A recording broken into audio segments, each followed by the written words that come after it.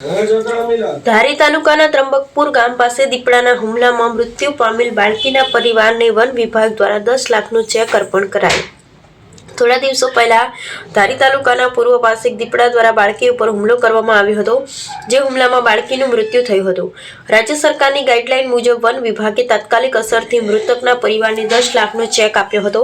આ ચેક અર્પણ પ્રસંગે એસીએફ દીપક ચૌધરી, દલખાણીયા રેન્જના આરએફઓ વણિક ફોરેસ્ટર સાવલિયા તેમજ વાઇલ્ડ લાઇફ વોર્ડન મહાવીર બાપુએ ખાસ હાજરી આપી હતી।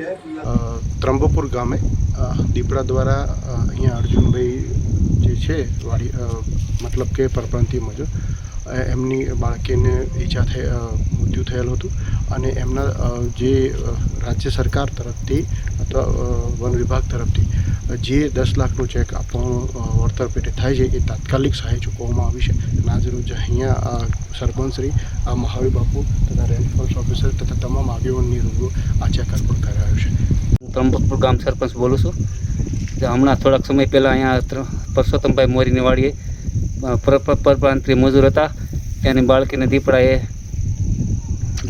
હુમલો કર્યો હતો અને તેમાં જંગલ ખાતું અને એની સારી મહેનતથી આજે ચેક અર્પણ કરવા આવ્યા છીએ।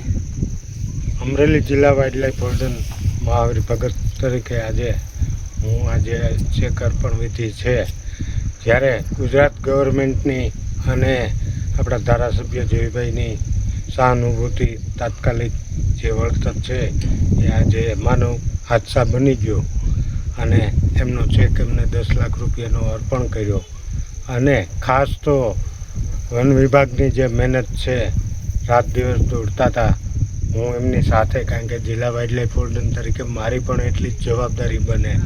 હું વણિક સાહેબ સાથે કોન્ટેક્ટમાં હતો, એસીએફ સાહેબ સાથે કોન્ટેક્ટમાં હતો।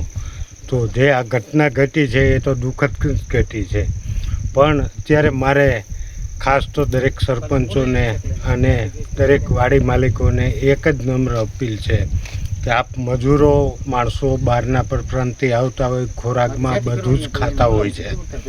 તો હવે આપણી વાડીએ આ જે ઘટના ઘટી એ દુઃખદ ઘટી છે, પણ હવે પછી આવું ન ઘટે અને એને માટે સરપંચશ્રીઓ અને વાડી માલિકો ખાસ જાગૃત રહે અને જાગૃતતા ફેલાવે એવી દરેકને મારી નમ્ર અપીલ છે।